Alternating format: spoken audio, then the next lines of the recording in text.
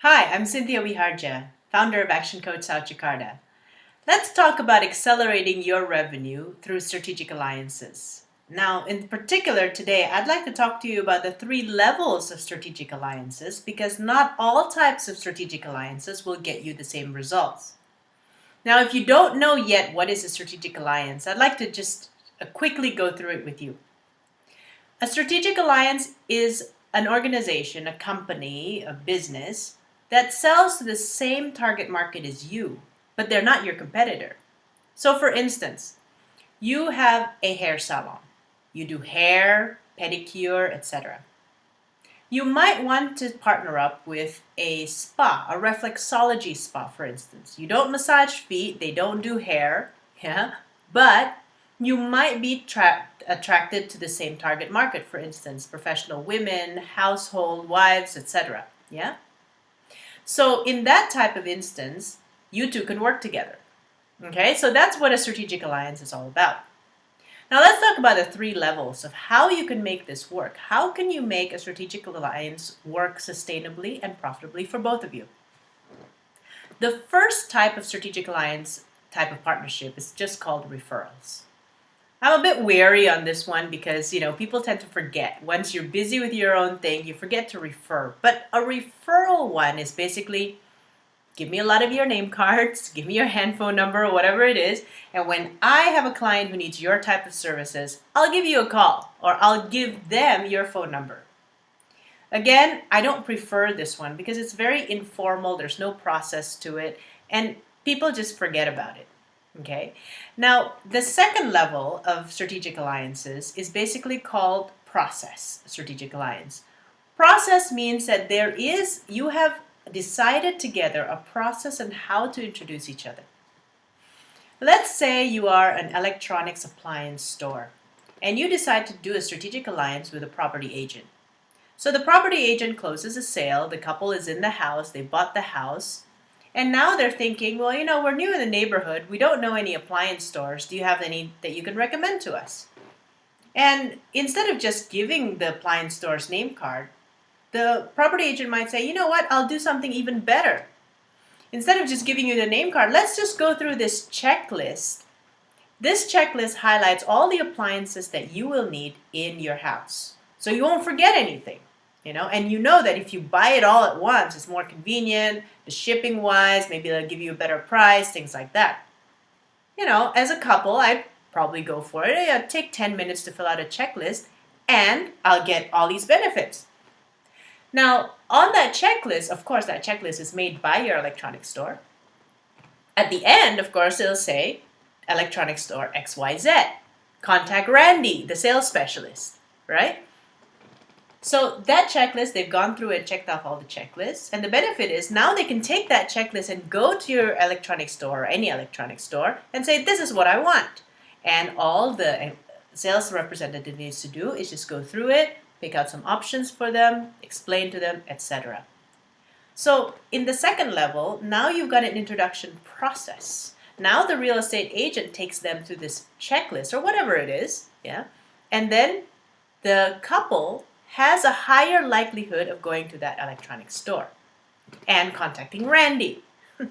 The other process that you might need to think about is, have you briefed Randy? Does Randy know what to do when there's a call from a strategic alliance? I mean, the strategic alliance partner, the property agent might say, you know what? I will call Randy right now to see if he's available this afternoon. I'll make an appointment and we can all go to the electronics store together and I'll introduce you to him. He's a nice guy. So when Randy gets that phone call, or maybe a customer service representative, just the desk person, gets a phone call from a strategic alliance like, hey, is Randy around? I'm from blah, blah, blah property agent. I'd like to connect him with a client. Do they know what to say? Do they know what to do? Because that's the problem sometimes. It gets lost. I mean, they've done a great job at introducing you, and then you've just blown it because you didn't train your people how to handle it.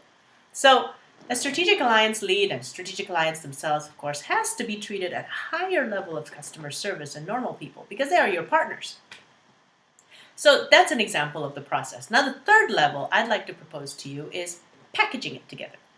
packaging it together, meaning that if you buy my product, you will automatically get their product.